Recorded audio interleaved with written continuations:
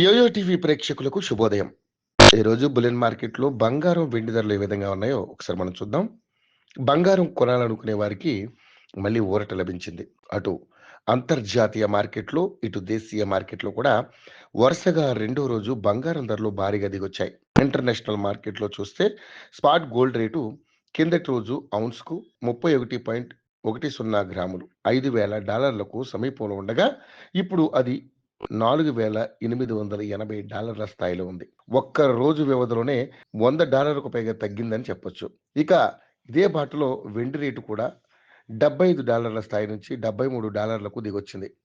అంతర్జాతీయ మార్కెట్‌లో తగ్గిన ధరలకు అనుగుణంగానే దేశీయ మార్కెట్‌లోనూ పసిడి, వెండి ధరలు పతనం అయ్యాయి. ఫిబ్రవరి 18 ఉదయం 10 గంటల తర్వాత మరింత పడిపోయే అవకాశం ఉందని తెలుస్తోంది. ఇక దేశీయంగా మార్కెట్‌లో చూస్తే ప్రస్తుతం హైదరాబాద్ నగరంలో 22 క్యారెట్ల గోల్డ్ రేటు రూ. 2,050 తగ్గింది.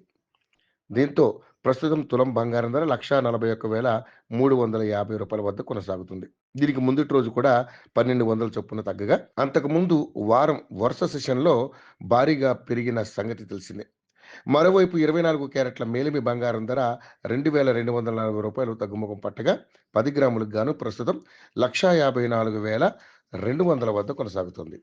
ఇది కిందటి రోజు రూ. 1,310 మేర తగ్గింది.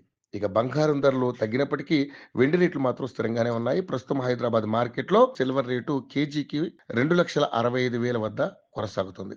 కిందటి రోజు 15,000 మేర తగ్గింది. చివరగా ఫిబ్రవరి 13న 20,000 తగ్గింది. ఈ క్రమంలో 8 రోజుల్లో ఒక్క రోజు కూడా వెండి ధర పెరగకపోవడం గమనార్హం.